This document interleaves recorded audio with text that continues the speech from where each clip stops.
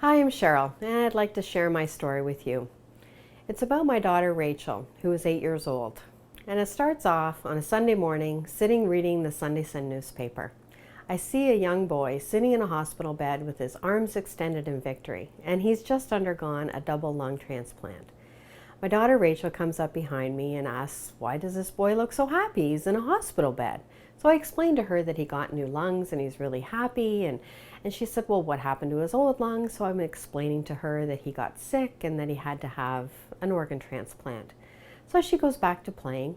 A couple minutes later, she said, when I die, I want to give my organs so I can save kids. And in that moment, I was just so proud that she would embrace that thought of giving.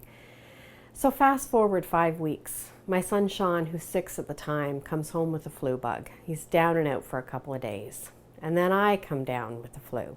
And then Rachel gets the flu.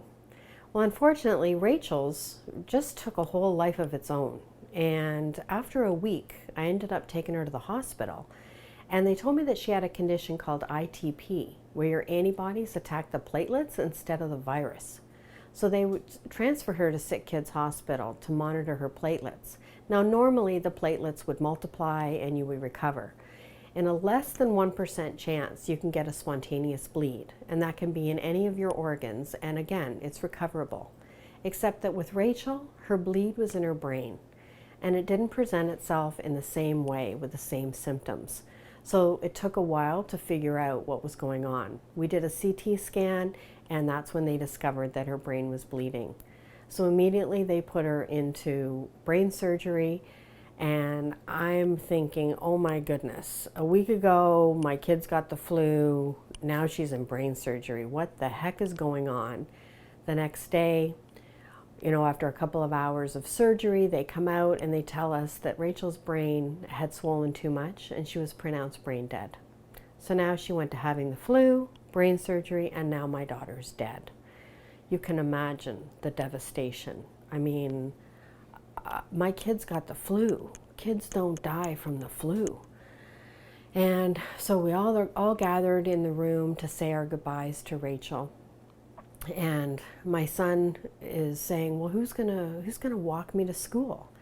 And I'm thinking, she's got a dance recital next week. Like, I mean, you're so devastated that it's like you can't even get your head around that this has actually happened.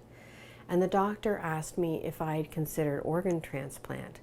And I said no, but she had, because 5 weeks before, she had actually expressed it.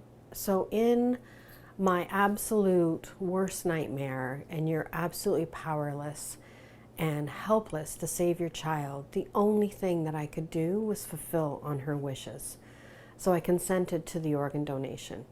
And Rachel was able to donate her lungs, her heart, and 2 corneas.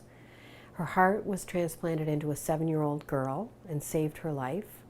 The organs were flown down to the US into Pittsburgh and transplanted into a 13-year-old girl who had already undergone a heart and a lung transplant. So this was her 2nd lung transplant.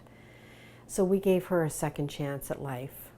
One of her corneas went into an infant who had been blinded at birth and gave her sight. And the other cornea was transplanted into an infant who had been blinded in surgery. So she gave 2 people sight and saved 2 lives, which, oh my gosh, I can't even tell you how that legacy lives in my heart as hope and beauty and love. And that's how my daughter is represented in my heart.